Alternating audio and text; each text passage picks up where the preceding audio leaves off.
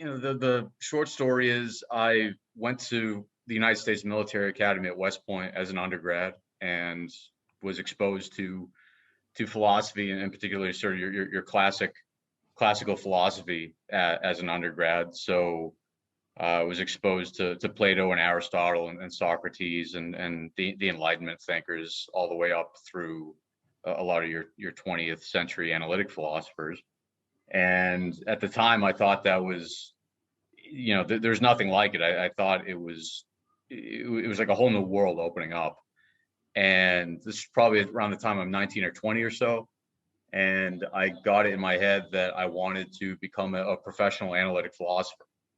And I would either do that by staying as an officer and returning back to the academy as an officer and teaching young cadets, which is an option that the military often allows, or I would get out once I was done serving and try to figure it out on my own. So after going to Iraq, and that sort of stirred up a lot of questions, particularly within the areas of just war theory and legitimate justifications for the use of violence. I decided to end my military commission when the time was up, and to go into analytic philosophy on my own. And coming away from Iraq, I would say I was like a center-left liberal. I think a lot of my peers at the time, both civilians and military alike, were very jaded on the Bush administration's grounds for going into Iraq. So, that's sort of the cultural zeitgeist was sort of center left. And really, I was looking for something that was at least anything but that. So I entered into grad school, I'd say, as a questioning center left liberal, former military man. And I started working on my dissertation on theories of just war theory and civil military relations, and what I saw to be the excessive shouldering of military burdens by the professional armed forces, as opposed to the rest of society, who were nonetheless benefiting from these collective war making decisions. So that was my dissertation. And from the late, like 2009 through 2015 or so, from my master's and into my PhD work, I was happy as a clam. I was in a very pluralistic department where you had third wave feminists arguing with, strict Thomists. You had folks that were atheists, you had folks that were theists, you had folks on both, folks that were more libertarian, folks that were more collectivist. And for that moment in time, I would say it was a very pluralistic department. But then once I got to Oxford on my postdoc, started in 2017, this is where you saw the sort of the rise of CRT, transgenderism, intersectionality. Like, it really, really came on with blistering speed. And this is where you saw the rise of like Jordan Peterson, Peter Boghossian, Stephen Hicks, James Lindy sort of rise to the fore to combat that. And it was at that moment where I think everything kind of shifted in my head, and I really had to rethink really everything that I believed. Right. So 2017, you feel like the transgender CRT movement really exploded? I think so. Yeah. I mean, if you start looking back, obviously, these things have embryonic, roots a lot earlier.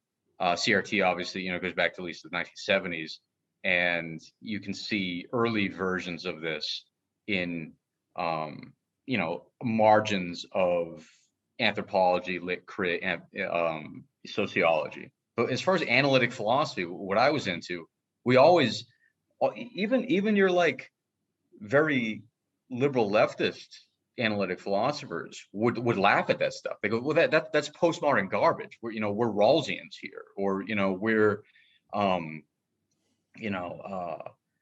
Parfidians, right? But we're not ascribing to Derrida or Foucault, any of this stuff.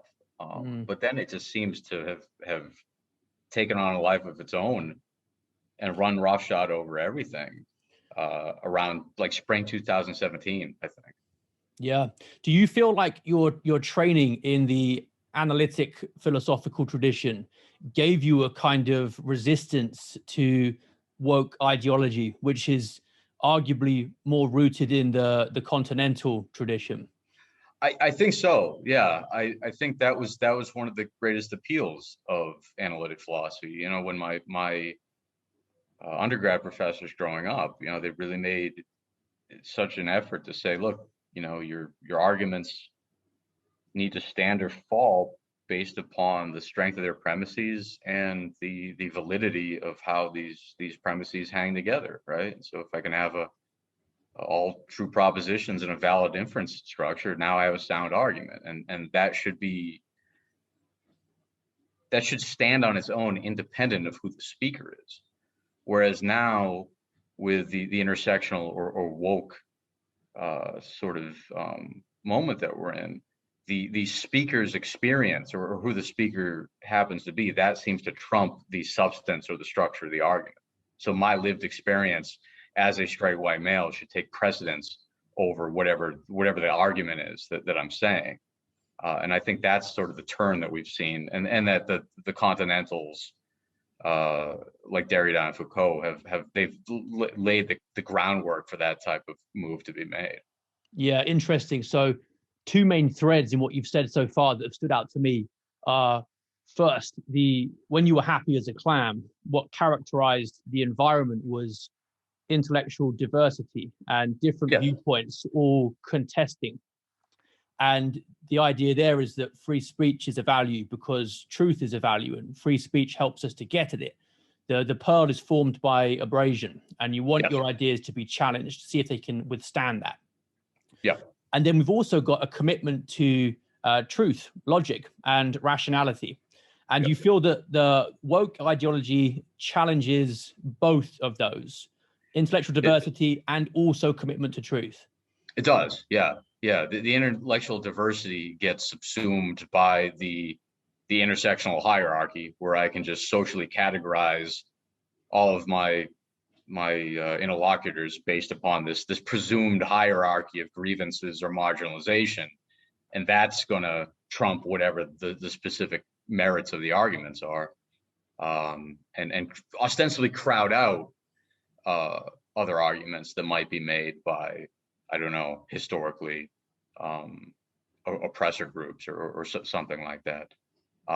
So I think that's you know, the other basic assumption is something like, it couldn't possibly be that the supposed oppressor groups had an advantage because they had true beliefs, right? You know, that power is somehow like related to knowledge, which is related to having correct or true beliefs. Like that's never really sussed out. It's just assumed that everything bottoms out in power. And then furthermore, they'll make these claims about power, and they'll make these, you know, all logic's power, all discourse is power, while also that argument being self-referentially incoherent, where the very argument itself is helping itself to logical premises, or to logical inference patterns. So to even point that out, I think would fall on deaf ears for a lot of these folks. Yeah, and you mentioned in the article that you feel that the university system is now the antithesis of its original aim and purpose. What do you mean by that? So this claim is probably the one that I got pushed back the most on my Substack blog, right? Some of the commentators saying, well, you know, you're overreacting. It's, you know, you're cherry picking these instances. You know, it's not all academia. It's, you know, you can't, just because of my one experience, I can't extrapolate to all of academia or all of analytic philosophy. It's like, okay, fair enough, but I mean, it's like we're really starting to stack up the number of incidents on college campuses of speakers being no platformed, of people being physically attacked, of people having their lives, of people being fired or no platformed, of threats, of doxing, right? Which I mean, with doxing, it's effectively like it's a coward's threat. It's like I don't have the courage to come confront you, but I'm going to put your address out there. Maybe somebody else will have the courage to come try to attack you or something like that. And I think that those incidences, they keep stacking up. And then furthermore, if you look at the transgender issue alone, I can think of like 3 analytic philosophers right now who aren't tenured, who have stuck their neck out to offer any public resistance to that ideology at all. Myself, Holly Lofton Smith, a third wave feminist down in Melbourne, who's had like entire mobs calling for her firing and removal, and like maybe one other person in the Journal of Controversial Ideas, which Jeff McMahon and Peter Singer have just published, which you can publish in anonymously, which makes you wonder, well, why do we have this? If academia is so free, why do we have this publication that requires anonymous publication so that scholars don't get their lives ruined? So I mean, these I think are at least good barometers to show that there's something not well in academia right now. And is it totalizing? Okay, probably not. But I think there's a compelling case that we're not in a good situation at all. And even for the people who say that it's not totalizing, there are arguments to be had there about the nature of the ideology, because in its root, the word ideology is like the working out of the logic of an idea. And it's like a gas in a container will just keep pushing and pushing until you set the limit. And I think there's something about this movement where unless we say stop, it will just keep expanding. Yes. Yeah, certainly. I mean, you see this with I've seen this now. It's like LGBTQIIAP plus, right? Like the plus, I take that to be a placeholder for anything, any future marginalized group that we could conceive of. We have a default rights claim to that. And I mean, that could be anything, cannibal rights. So I mean, it seems like it's going to, this accordion effect is of the logic of it's going to keep expanding unless something thick or assertive can act as some sort of counterposition. If we dig down to the exact premises that have been granted that this is all stemming from, I mean, you made the great point that we're dealing with a philosophical tradition here that largely questions ideas about inference, deduction, and logic itself. Yeah. But it does seem that once you grant something like, for example, love is love, then where does that end up logically? Right. You've got that plus on the end because it can just keep going. Yeah. Now, some philosophers have identified the roots of modernism, and you could argue by extension postmodernism, in nominalism. Could you go into a bit more detail about what nominalism is and whether you agree with that view?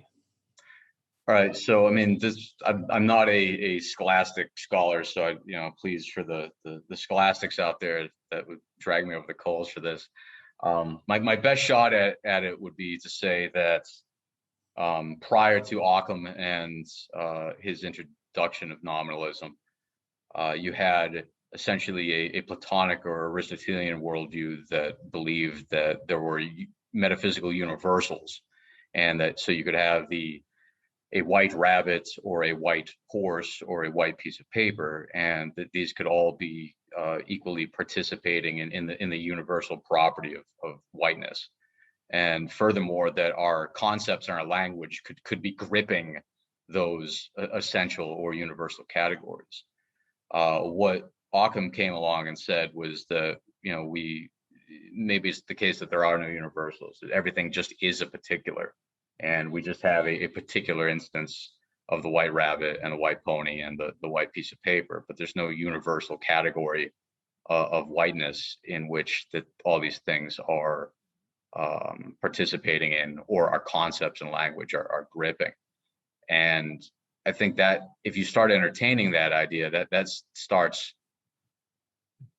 providing, it starts creating a wedge between our language and concepts and any kind of like natural kind of joints of the metaphysical universe that those can carve along. And if now the world is just a big bundle of particulars and just a bunch of particular names with no universal category that bounds any of these things, you can now see how that could, extended over enough time, could just end up proliferating into well, what we have now, a bunch of individual subjective claims to one's own personal ontology in the case of transgenderism. So I think that at least provides one explanatory reason as to sort of how we've went from an Aristotomist worldview to a modernist, and now it's sliding into a sort of postmodern, into radical subjectivity, radical individualism. I would say I think things are overdetermined, though. I think also missing within the equation, what we also lost as we moved into the Enlightenment, was the removal of telos, or final causality. So the idea that man had a nature, both individually and collectively, towards eudaimonia, towards flourishing, and that there was like a proper function that we could read off of nature. We could look and say that's a broken arm, that's a functional arm. That's a functional heart, that's a dysfunctional heart. That's a functional society, that's a dysfunctional society. That was similarly cleaved away as we moved into the sort of mechanistic Cartesian individualistic view of the Enlightenment. And I think that similarly has contributed to sort of where we are right now. You mentioned the idea of our language or concepts gripping the world. There's some bite to it. Yeah. Now, what we have now is the category of male or female, for example. Yeah. It seems that there are people arguing there's nothing real about that. Biological essentialism is offensive to some. Right. Yeah. Where do you see this ending ultimately? Because the man on the street, the average person, I don't think takes ideas about transgenderism all that seriously. But there's this disconnect between him and the media, isn't there?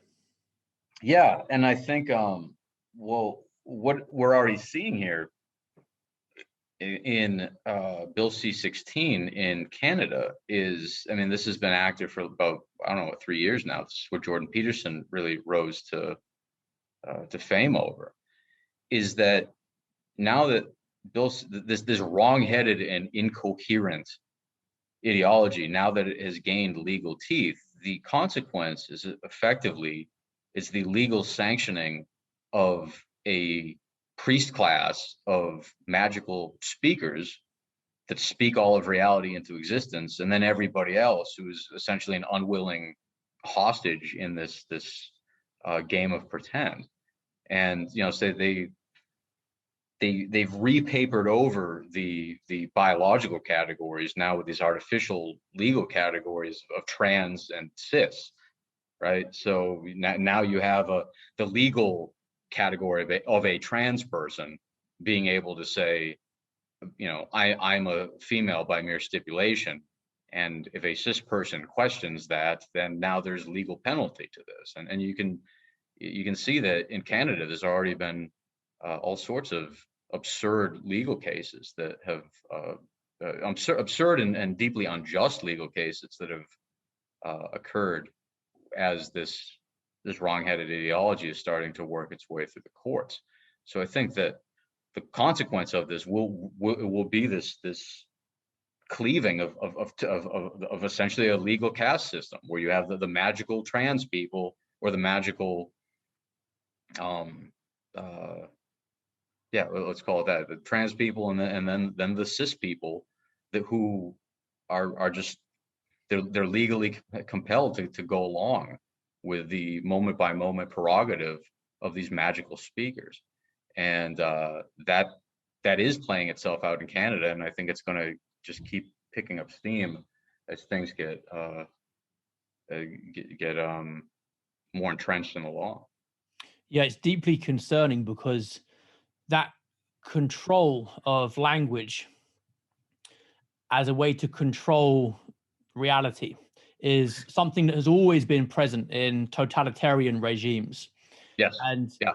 because language is a tool for thought and It it's is. how Yeah. we Yeah. communicate our shared understanding of the world, this Yep. is why political correctness is not just a laughing matter. And some of it clearly is absurd and people do find it amusing, but beneath it is a far more worrying philosophical reality. Yes. Yes. I mean, yeah. I mean, obviously, the Eden's own George Orwell was probably the greatest expositor of this point in 1984. That if you can control language, then you can effectively control thought, and then if you can control thought, you can effectively control behavior.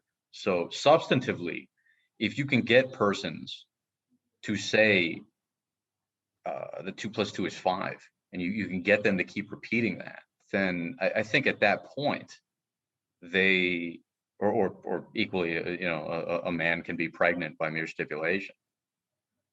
Once you've hollowed out that rational capacity to push back or to give any resistance to that, once you can get people to willingly say or at least be complicit with blatant absurdities, what's on the other side of that, what you can get them to do, I think historically has been absolutely horrific, because you've already broken them, you've already humiliated them such that they don't even trust their own rationality. They don't even trust their own eyes. They have to check in with whatever the party says to update what their beliefs are. They can't reason from their own rationality or their own gut instinct.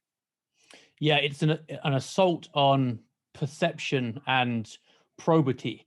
And once that happens, then you've essentially got a society of emasculated liars. And that's very easy to manipulate because you've found out that there's no real pushback. So you can just keep rolling out the agenda further and further. Yeah. So Theodore Dalrymple, I think, has a quote that's along those lines. Yeah. Exactly. Yeah.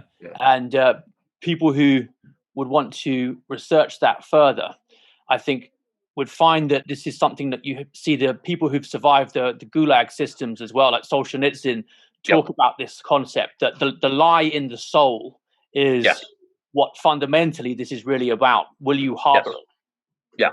Yeah, and this, that if anyone hasn't read it, they ought to look up Solzhenitsyn's essay "Live Not by Lies," which is such a great encapsulation of this very phenomenon that was happening in his country, and he also gives some very, I think, good pragmatic ideas for how to begin resisting it. Yeah, well, on the note of resisting it, presumably you've raised concerns through channels in various institutions or discuss matters with colleagues. How did you feel that was met, and what did you learn from the experience? It was unlike in your situation. I never pushed things. I never ended up in a situation where I officially got fired or something like that, or I officially had, I saw the writing on the wall a bit earlier and decided to get out before that inevitability happened. And I'm pretty sure it was pretty close to happening anyways. But yeah, while I was at Oxford around 2018, I wanted to give a analytic philosophy of language talk about the transgender issue, and a lot of folks told me, no, you can't do that because it's gonna require security. It's gonna it's gonna cause too much of negative attention. So I said, I respected my bosses. I'm like, all right, well, I'm not getting paid to do that, so I'll bite my tongue for now. And this was around the time also where you had folks like Jeff McMahon and Peter Singer start up the Journal of Controversial Ideas, I think, as a very necessary outlet for analytic philosophers to begin venting or talking about these issues without ruining their professional careers. So that was sort of happening around the same time. And then I would say the last postdoc that I had at the Notre Dame Institute for Advanced Studies, it was sort of an elephant in the room that nobody talked about. And I mean, I don't know. It's just after a while, I don't know if it's. I think a lot of my undergrad professor, Lou Ployman, he said that the philosopher's job is, sometimes it's the guy that has the intellectual courage to say that the emperor has no clothes, and sometimes that's what the philosopher's job is, rather than making the most clever argument in the room. And I always took that seriously, and I think that it is our job to say when the emperor has no clothes. And it's just that if this isn't a moment in time to do so, I don't know what is. And for the record, I'd rather take a bullet to the head before I ever say that a man can get pregnant by mere stipulation. So that needs to be said. But yeah, I think that as far as institutional channels, I never got fired. So I mean, I kind of jumped out early. Yeah, well, there's definitely some sense to that, and the fact that you felt that was the best course of action perhaps implies that you felt that there was little hope of change through official channels. Pretty much, yeah. Now, do you think that opponents of wokeness should stay in these institutions that they're watching falling around them and do their utmost to try to resist, or presumably, judging by your personal decision, it might be better to get out? Or is that just a case-by-case thing? Yeah, I think it's a case-by-case thing. I know. So Campus Reform, they interviewed me maybe a couple of weeks ago and asked the same question, and I think it is going to have to be case by case. I understand that I'm in a very different situation than somebody that has a family and needs to kind of regard that as their top priority. So I recognize it can be a little bit riskier than other folks, but I think that in general, I think there's little things that people can do within the institutions without having to totally abandon them. This, I think, gets back to the Solzhenitsyn piece, where he says, in Live Not by Lies, he doesn't necessarily say you need to actively go out and speak against the lies or speak against the contradictions, but minimally don't feed them oxygen, right? Don't be complicit. When the mandatory pronoun training ask you, like when that comes up, like don't go to that seminar or be sick that day or do little acts of just not feeding the lies, and that's at least something that's not an overt public push against it. And then I'd say the other option is that I think people need to probably start getting more self-reliant and less dependent upon these institutions, and more entrepreneurial and maybe more localist in their patterns of life.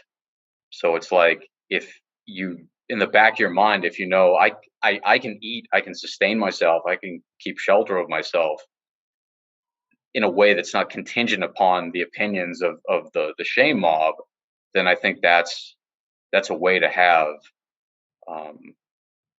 the rational grounds for courage to stand up and resist it. If I go into the bar and I'm intimidated by the bully and I have no fighting experience, then I can't really convince my brain in the moment, well, be courageous. It's like there's no reason why I would think that. But if I go to the boxing gym and I learn to fight, then I go in and the bully tries to intimidate me, and I know the leap, the risk isn't as bad because there's actually something real I can fall back on. So I think something like, I don't know, entrepreneurship, learning to garden, learning to fish, learning to be more self-sufficient and self-reliant, that could actually be much more of a way to push back against this stuff than mere theory. Yeah, I think that's an extremely profound point that people don't hear very often. And It reminds me of Rod Dreher's idea that we might be facing in the not too distant future a soft totalitarianism and the introduction of social credit, where your ability to use bank accounts and online payment systems are partly contingent on your political opinions. Yep. Yeah. Yeah. I think that that's a probably a pretty correct prediction for where we're heading, and I think some of his prescriptions, I think, are also similarly correct. Is trying to find local communities that are interdependent and not hopelessly dependent upon these large scale systems, banks, other institutions. Essentially a kind of parallelism like you see like what the Muslim community does in Dearborn, Michigan, right? If you go there, like they're almost wholly they're in America, but it's its own totally self-sustaining bubble. And I wonder if conservatives need to start doing the same. Well, you mentioned that the aim of your article was to ring the alarm bell, and anyone who's listening carefully now should hear it ringing loud and clear. But so for people who think that this isn't that bad, the woke movement is just one of a very large number of problems to be concerned about, why should they really care that much? Won't it just blow over?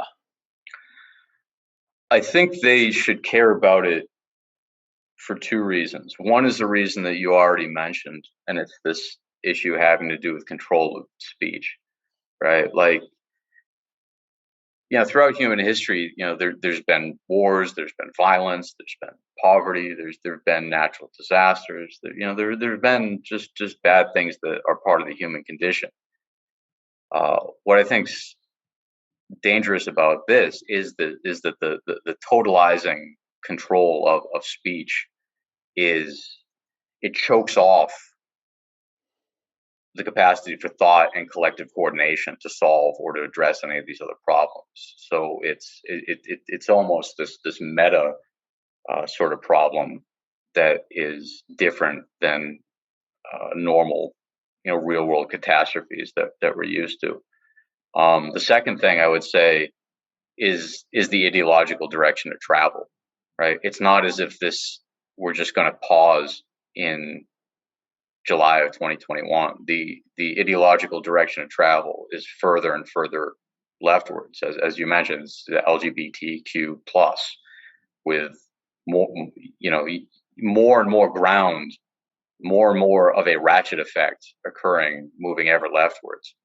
And so I've had some friends that they'll say to me, like, well, that's the far left. I'm on the moderate center left, but it's nonetheless the ideological direction of travel is still further and further leftwards. So to say that one is merely a moderate liberal is just to say one is complicit with the ideological direction of travel, but they're not on board necessarily with the speed of it, but the direction of travel they're okay with. So that would be the other thing I would point out, is that we're on a moving train right now. Things aren't going to just stay static. Yeah, I think that's an important point. And the ideology as the working out of the logic of an idea, where are we heading once we face in this direction? And ultimately, history shows that this kind of movement universally has proven a route to tyranny. It has, yes, certainly. Yeah, there's a great quote by Father Marek Jadrewski he's a Polish Catholic priest, but he says something like, the new Marxism is not red but rainbow. And yeah, it's like it's not the old Marxism, it's not Jacobinism, but I mean it has the same totalizing, unrelenting egalitarian function that ends up cannibalizing everything in its path, to include its own members, ironically enough, right? As we're already seeing with Noam Chomsky and J.K. Rowling being canceled, right? So it's I mean, if that isn't a canary in the coal mine for people, that Noam Chomsky is suddenly being canceled, then I don't know what else is an alarm bell. Trotsky got an ice pick in the head from Stalin, and we see that intellectually in the cases that you've mentioned as well.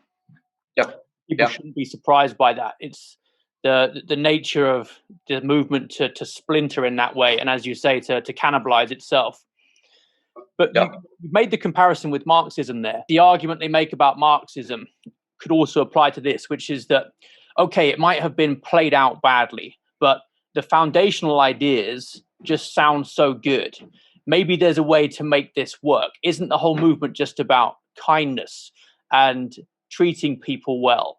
And it's got some good ideas at the heart of it, like racism has been a thing in the past. Mm-hmm. Right. What if people are taken in by that?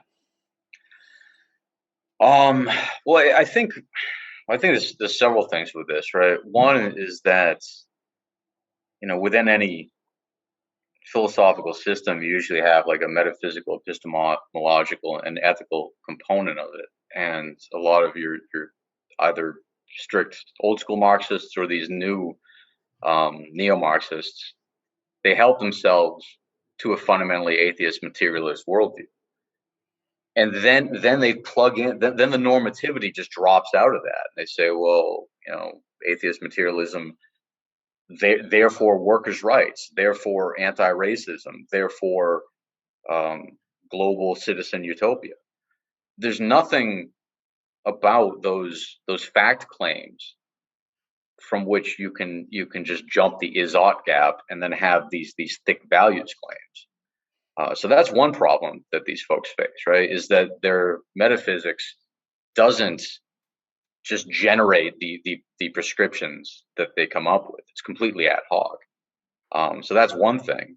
And then second of all, it's, I think, equally ad hoc as to why it is they think that equality should be the only value in the moral universe, right? Like why shouldn't that also weigh against other values, like prudential values, like merit, like I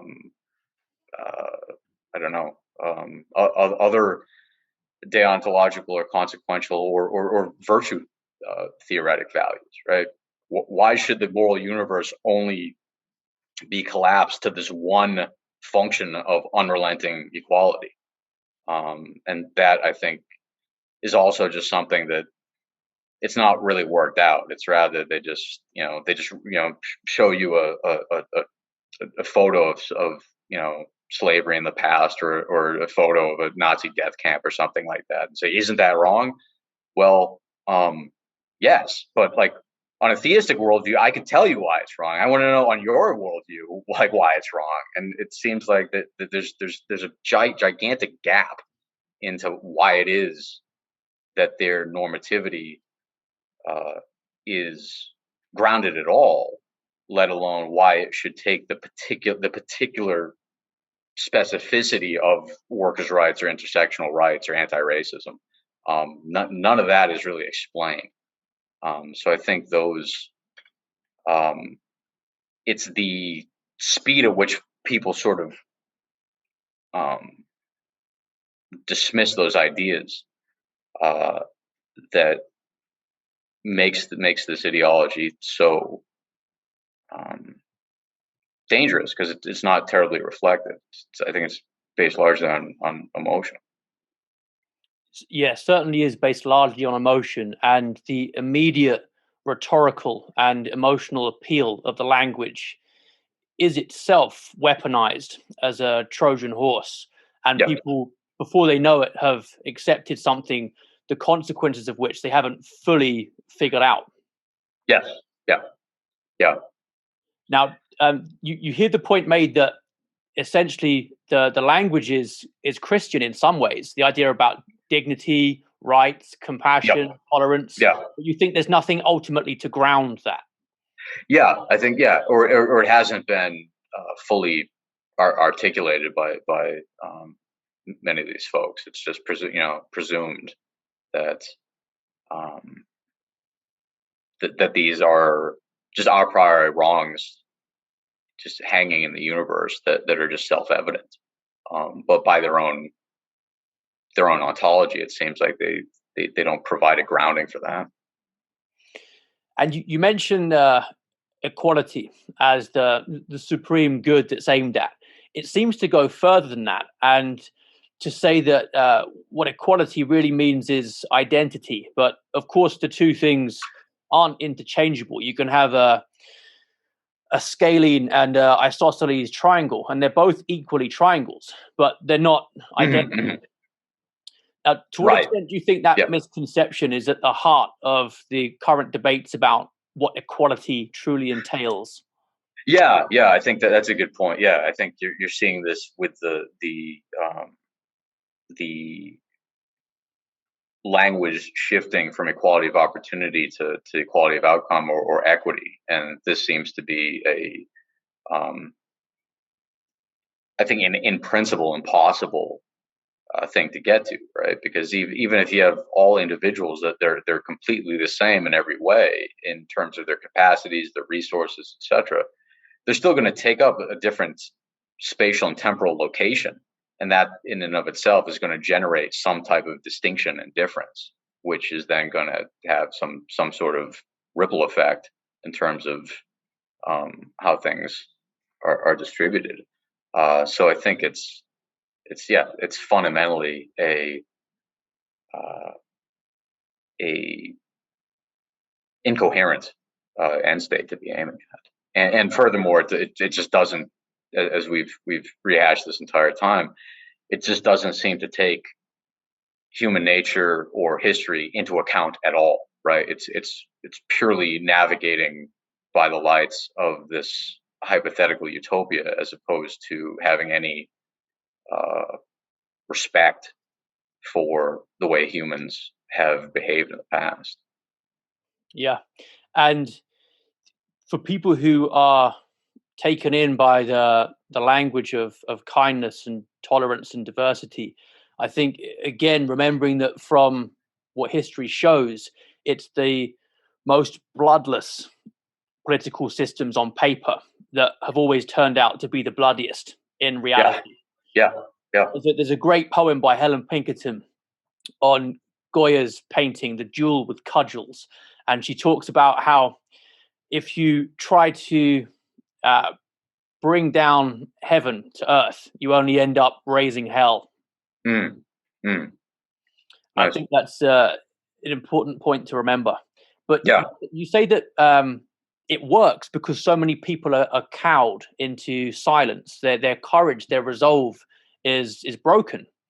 Yep. And that reminded me of a chilling quote from Varlam Shalamov about his time in the Kolyma camps.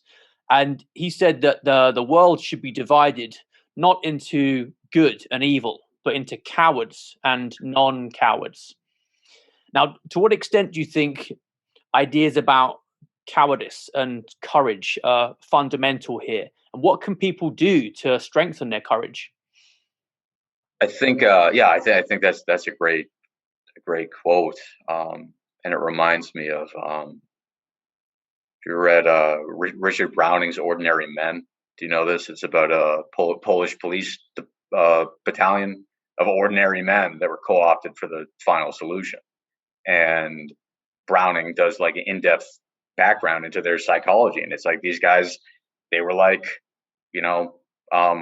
fathers and family men, and like they otherwise like normal people that essentially just got cowed into taking part in this heinous act. So he does a deep dive into really like Milgram experiment esque type responses to authority. That's essentially his thesis. And I think that if people aren't grounded in history, then the alarm bells aren't going to, the pattern recognition, I don't think, is going to go off as well. So I think history is important in terms of a medicine for resistance against this. Is that if one has a good grounding in history and the history of how far right authoritarianism has occurred and how far left authoritarianism has occurred. And I think that is at least one active sort of thing to bolster one's courage, because you're more alert to seeing where things might be heading. And I guess the other thing is sort of, I would just repeat what I said before. If people can get more anti-fragile and more self-reliant, then they can afford to have opinions, and they can afford to be more courageous, because their paycheck isn't depending upon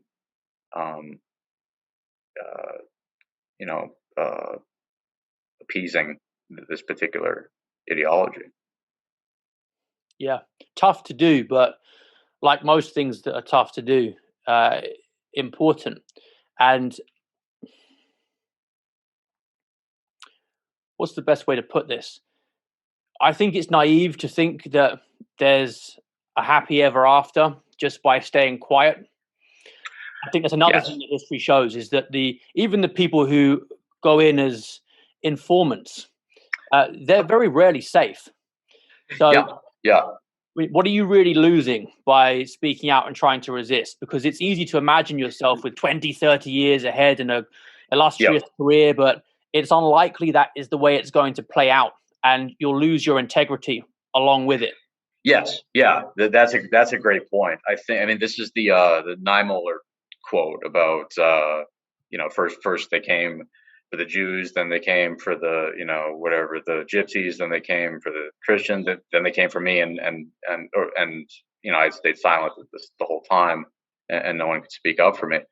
So yeah, I think it's not even necessarily a matter of courage as it is a matter of prudence when you really think about it. If you think about things on a long enough timeline, then a strategy of appeasement and of silent complicity just means you're delaying the scenario where you're next on the chopping block. So as a matter of prudence, it almost makes sense to try to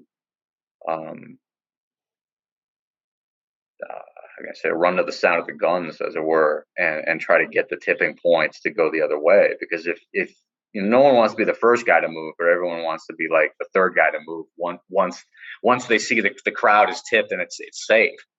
But if you can get to that tipping point, or if you can lead that tipping point, then ironically, that's actually the like safer, more prudential move than waiting and staying silent.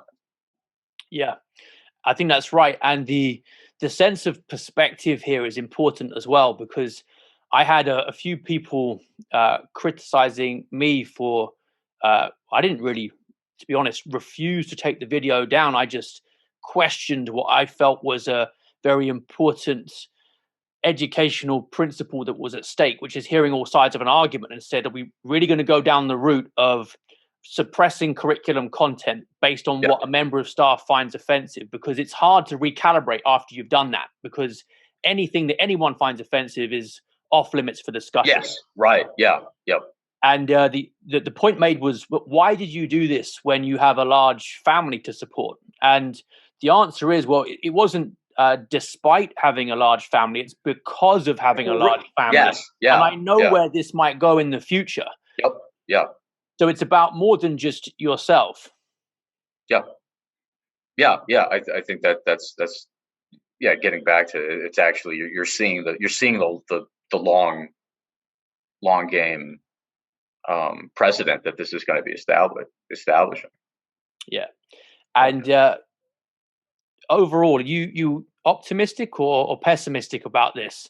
I feel like a lot of the groundwork has been laid over the last 30 years or so, and people who haven't been paying attention might end up surprised by the speed of change in the final stages, unless we can turn it around now. But what are your thoughts for the future? Yeah, I mean, I guess it depends what day you catch me. I'm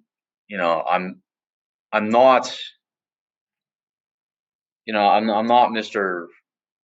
Rose-colored glasses, but I do think, humans and truth and good and beauty have endured through a lot worse. And that's good to know. And there might be tough times ahead, but ultimately, I think, the good, the true, and the beautiful will prevail, and virtuous people will stand up and act collectively, and eventually come out better on the other side of it. How bad things get in the meantime, that's yet to be determined. But ultimately, I'm optimistic, and we've been through a lot of rough times before, and humanity and Western civilization has endured, and this is the latest challenge, but it's not insurmountable by any means. Yeah, I think that's again another one of those points that's rooted in history, because it's happened before, it's been worse than this before, and it's fallen Yes. before as well. So Yep. there's every reason to think that no matter how bad what we have to go through is, eventually we will come through it. Yes. But the way it's happened before is by people thinking it could never happen here. Exactly. Yeah. Yeah. It's what's that phrase that has been going around the internet lately? It's like hard times make hard men make easy times, easy times make easy men make hard times. It's like something like that. I would say we've been coasting on the successes of our ancestors, and we've been taking it for granted. And it's probably about time that we stop taking things for granted so much, and have some gratitude for the past, for the inheritance that we've been given. That is an extremely important point to finish on, the idea of gratitude for the past, because so much of what is being encouraged in educational institutions now is the opposite. It's resentment, and it's deracinating people, uprooting them from the traditions of their civilization ultimately.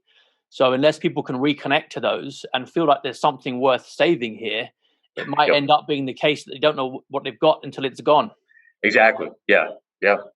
I think so. I think that's the real danger that we're dealing with. Well, you wanted to ring the alarm bell, and thank you for writing the article, and thanks for continuing to ring it in this interview. I think there's a lot there for people to think about. Really appreciate it.